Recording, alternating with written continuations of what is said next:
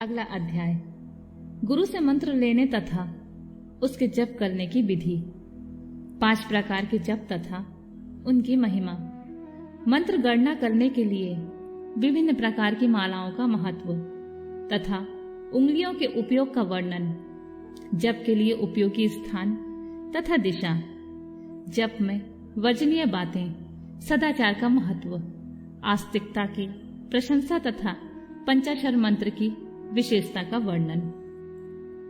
महादेव जी कहते हैं, बरानने आज्ञाहीन, क्रियाहीन, श्रद्धाहीन तथा विधि के पालनार्थ आवश्यक दक्षिणा से हीन जो जप किया जाता है वह सदा निष्फल होता है। मेरा स्वरूप भूत मंत्र यदि आज्ञा सिद्ध, क्रिया सिद्ध और श्रद्धा सिद्ध होने के साथ ही दक्षिणा से भी युक्त हो तो उसकी सिद्धि होती है और उससे महान फल प्राप्त होता है। शिष्यों को चाहिए कि वह पहले तत्ववेता आचार्य, जपशील, सद्गुण संपन्न, ध्यान योग परायण एवं ब्राह्मण गुरुओं की सेवा में उपस्थित हो, मन में शुद्ध भाव रखते हुए प्रयत्न पूर्वक उन्हें संतुष्ट करे। ब्राह्मण साधक अपने मन, वाणी, शरीर और धन से आचार्य का पूजन करे। वह वैभव हो तो गुरु को भक्ति भाव से हाथी, घोड़े, रथ, रत्न, क्षेत्र और ग्रह आदि अर्पित करे। जो अपने लिए सिद्धि चाहता हो वह धन के दान में कृपणता न करे। तदनंतर सब सामग्रियों सहित अपने आप को गुरु की सेवा में अर्पित कर दे। इस प्रकार यथाशक्ति निश्चल भाव से गुरु की विधिवत पूजा करके गुरु से मंत्र एवं ज्ञान का उपदेश क्रमशः ग्रहण करे।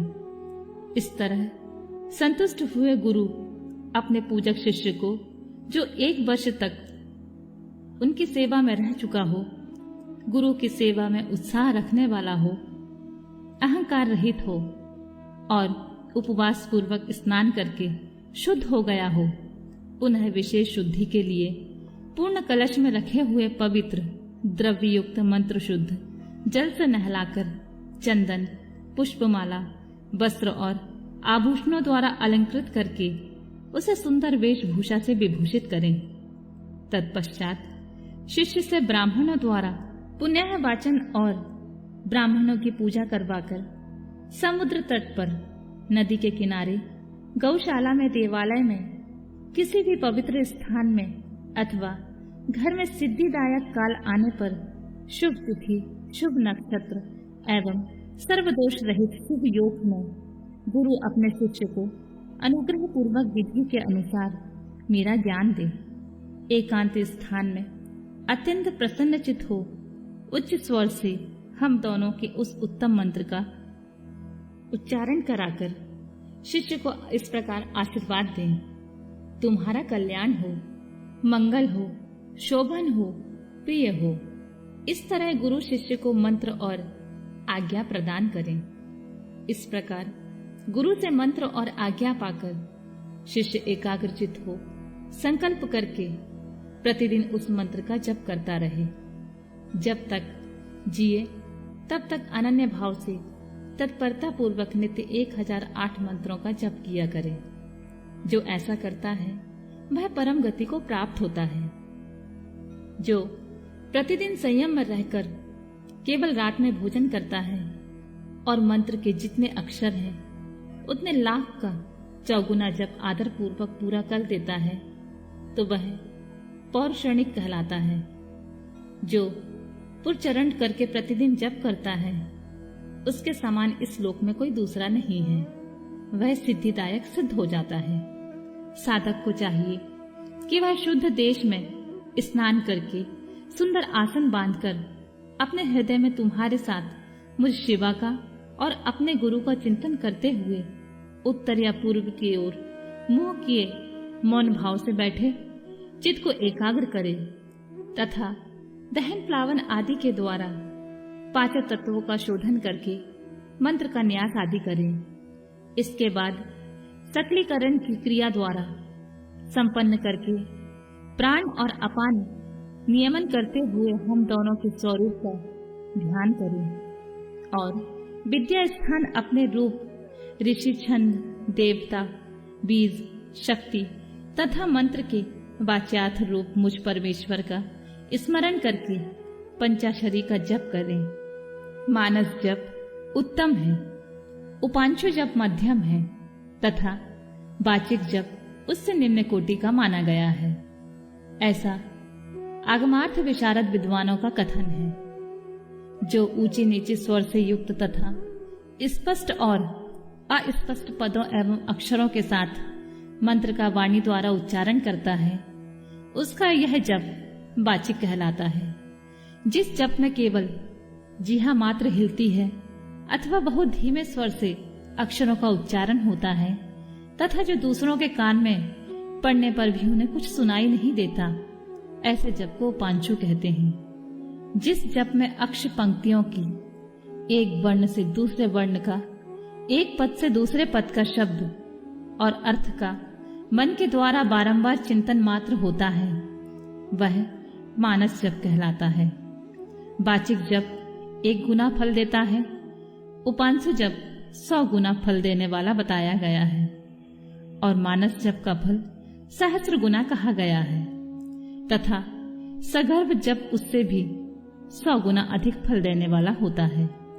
प्राणायाम पूर्वक जो जप होता है उसे सगर्भ जप कहते हैं। अगर्भ जप से भी आदि और अंत में प्राणायाम कर लेना श्रेष्ठ बताया गया है। मंत्रार्थ वेदता बुद्धिमान साधक प्राणायाम करते समय 40 बार मंत्र का स्मरण कर ले। जो ऐसा करने में असमर्थ हो वह अपनी शक्ति के अनुसार जितना हो सके उतने ही मंत्रों का मानसिक जप कर ले। 5, 3 अथवा 1 बार अगर्भ या सगर्भ प्राणायाम करें। इन दोनों में सगर्भ प्राणायाम श्रेष्ठ माना गया है। सगर्भ की अपेक्षा भी ध्यान सहित जप सहस्र गुना फल देने वाला कहा जाता है। इन 5 प्रकार के जपों में कोई एक जप अपनी शक्ति के अनुसार करना चाहिए। अंगुली से जप की गणना करना 1 गुना बताया गया है। रेखा से गणना करना 8 गुना उत्तम समझना चाहिए। पुत्र जीव के बीजों की माला से गणना करने पर जप का 10 गुना अधिक फल होता है। शंख के मनकों से 100 गुना, मूंगों से 1000 गुना, स्फटिक मणि से 10,000 गुना, मोतियों की माला से 1,00,000 गुना, रुद्राक्ष से 10 लाख गुना और सुवर्ण के बने हुए मनकों से गणना करने पर कोटि गुना अधिक फल बताया गया है। कुश की गांठ से तथा रुद्राक्ष से गणना करने पर अनंत गुने फल की प्राप्ति होती है। 30 रुद्राक्ष के दानों से बनाई गई माला जप कर्म में धन देने वाली होती है।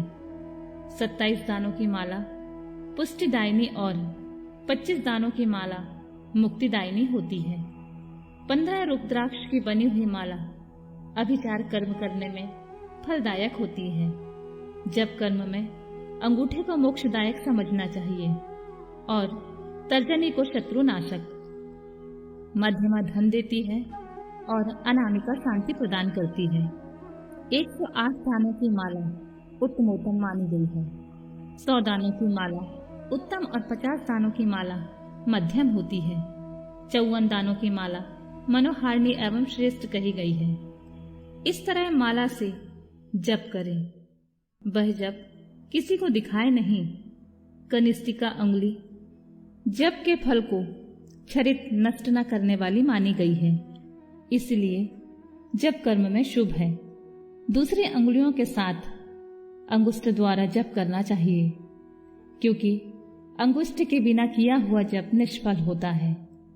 घर में किए हुए जप को सामान्य या 1 गुना समझना चाहिए। गौशाला में उसका फल 100 गुना हो जाता है। पवित्र वन या उद्यान में किए हुए जप का फल सहस्र गुना बताया गया है। पवित्र पर्वत पर 10,000 गुना, नदी के तट पर 1,00,000 गुना, देवालय में कोटि गुना और मेरे निकट किए हुए जप को अनंत गुना कहा गया है। सूर्य, अग्नि, गुरु, चंद्रमा, दीपक, जल, ब्राह्मण और गौओं के समीप किया हुआ जप श्रेष्ठ होता है। पूर्वाभिमुख किया हुआ जप वशीकरण में और दक्षिणाभिमुख जप अभिचार कर्म में सफलता प्रदान करने वाला है। पश्चिमाभिमुख जप को धनदायक जानना चाहिए और उत्तराभिमुख जप शांतिदायक होता है। सूर्य, अग्नि, ब्राह्मण, देवता तथा अन्य श्रेष्ठ पुरुषों के समीप उनकी ओर पीट करके जप नहीं करना चाहिए। सिर पर पगड़ी रखकर, कुर्ता पहनकर, बाल खोलकर, गले में कपड़ा लपेटकर, अशुद्ध हाथ में लेकर, संपूर्ण शरीर से अशुद्ध रहकर तथा विलाप पूर्वक कभी जप नहीं करना चाहिए। जप करते समय क्रोध, मद, छींकना, थूकना, जमाई लेना और कुत्ते और नीच पुरुषों की ओर देखना वर्जित है। यदि कभी वैसा संभव हो जाए तो आचमन करें अथवा तुम्हारे साथ मेरा पार्वती सहित शिव का स्मरण करें या ग्रह नक्षत्रों का दर्शन करें अथवा प्राणायाम कर लें। बिना आसन के बैठकर, सोकर, चलते फिरते अथवा खड़े होकर जप न करें। गली में या सड़क पर, अपवित्र स्थान में या अंधेरे में भी जप न करें।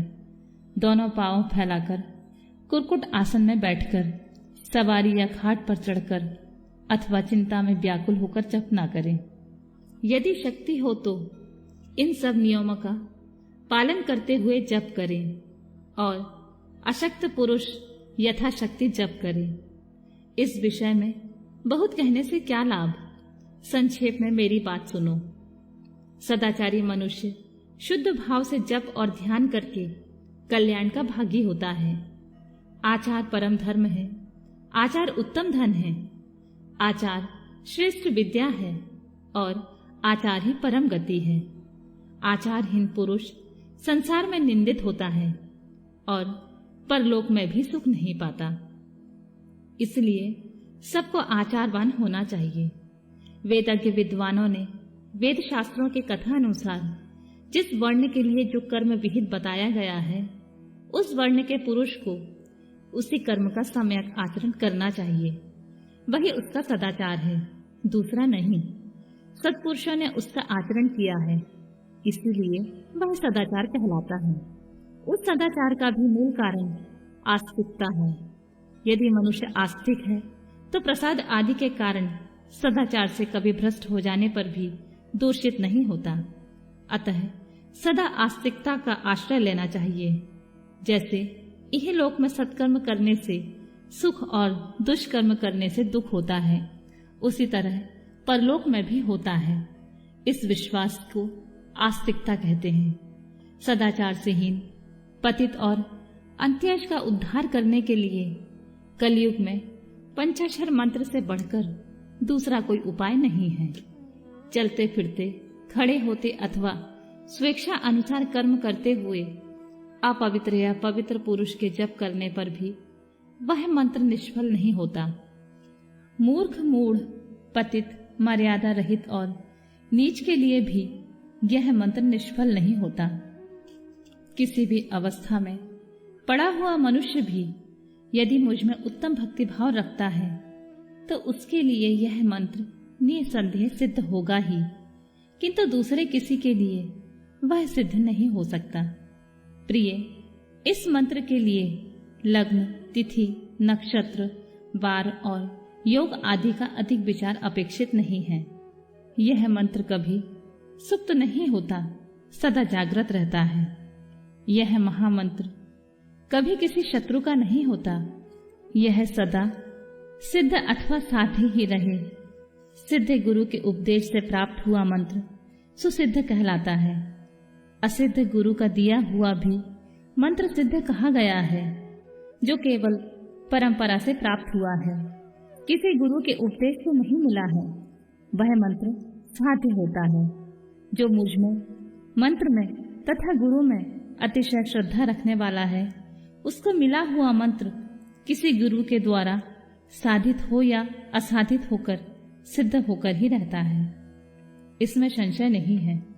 इसलिए अधिकार की दृष्टि से विघ्न युक्त होने वाले दूसरे मंत्रों को त्याग कर विद्वान पुरुष साक्षात परम विद्या पंचाक्षरी का आश्रय लें।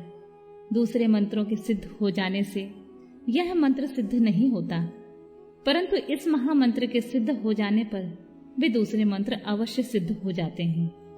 महेश्वरी, जैसे अन्य देवता के प्राप्त होने पर भी मैं प्राप्त नहीं होता, परंतु मेरे प्राप्त हो जाने पर वे सब देवता प्राप्त हो जाते हैं। यही न्याय इन सब मंत्रों के लिए भी है। सब मंत्रों के जो दोष हैं वे इस मंत्र में संभव नहीं हैं, क्योंकि यह मंत्र जाति आदि की अपेक्षा न रखकर प्रवृत्त होता है। तथापि छोटे छोटे तुच्छ फलों के लिए सहसा इस मंत्र का विनियोग नहीं करना चाहिए, क्योंकि यह मंत्र महान फल देने वाला होता है। उपमन्यु कहते हैं, यदुनंदन, इस प्रकार त्रिशूलधारी महादेव जी ने तीनों लोकों के हितों के लिए साक्षात महादेवी पार्वती से इस पंचाक्षर मंत्र की विधि कही थी। जो एकाग्रचित होकर भक्ति भाव से इस प्रसंग को सुनता है या सुनाता है, वह सब पापों से मुक्त होकर परम गति को प्राप्त होता है।